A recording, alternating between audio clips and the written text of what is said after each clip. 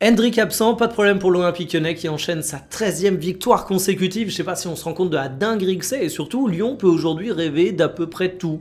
En Ligue Europa, ils sont vraiment bien positionnés pour espérer faire quelque chose qui restera dans les annales du football français. Ils sont encore en lice en coupe et le grand méchant Paris Saint-Germain, qui est souvent vu comme le favori, n'est plus ici. Et même en championnat, t'es grosso modo à même distance du Dauphin que du 4e. Si on m'avait dit ça concernant l'Olympique Lyonnais il y a quelques mois, j'y aurais pas cru, mais j'ai franchement envie d'applaudir le staff qui fait un travail absolument formidable. C'est donc une victoire 2-0 face à un OGC Nice qui s'enfonce un petit peu plus dans la crise. Voici les compos qui étaient alignés et une attaque très efficace et réaliste. Le jeune Noah Narté a apporté du danger par le dribble et ses nombreuses tentatives face au but.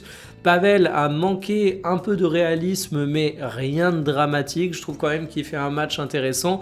Et puis Corentin Tolisso, c'est peut-être pas son match le plus pertinent dans le jeu, mais ça reste tout à fait honorable. Et puis surtout, il y a son but, et c'est toujours la même chose avec Tolisso. J'ai l'impression que quand Lyon a besoin d'un patron, il répond systématiquement présent. Du côté de l'OGC Nice, t'as évidemment l'événement avec la blessure de Wai qui est venu en renfort et qui finalement est sorti au bout de seulement quelques minutes. Et c'est un coup dur pour eux parce que cette équipe de l'OGC Nice aujourd'hui, elle semble pas réussir à se relancer avec Claude Puel. T'as vraiment manqué de capacité à créer du danger, et il faut dire que Fonseca, qui est définitivement bien inspiré à l'Olympique Lyonnais, a mis en place une défense à 3 qui a été très efficace pour combler un petit peu les lacunes de ses défenseurs centraux. Et en fait, Nice s'est retrouvé face à un OL supérieur en tout point, parce que Lyon aujourd'hui c'est réaliste, Lyon aujourd'hui c'est cohérent, Lyon aujourd'hui c'est vraiment une équipe qui semble avoir toutes les étoiles qui sont alignées, parce que finalement une victoire 2-0 c'est une victoire assez lourde, c'est une victoire assez méritée pour les Lyonnais, mais sur le match, quand tu regardes les statistiques, c'est pas non plus le jour et la nuit.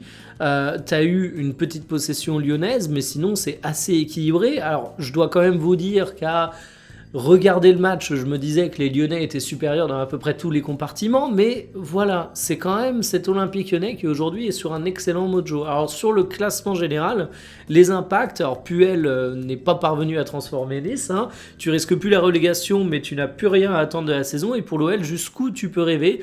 T'es quasiment aussi proche du Dauphin que du 4e, comme je disais, mais rester 3e, ce serait déjà sensationnel.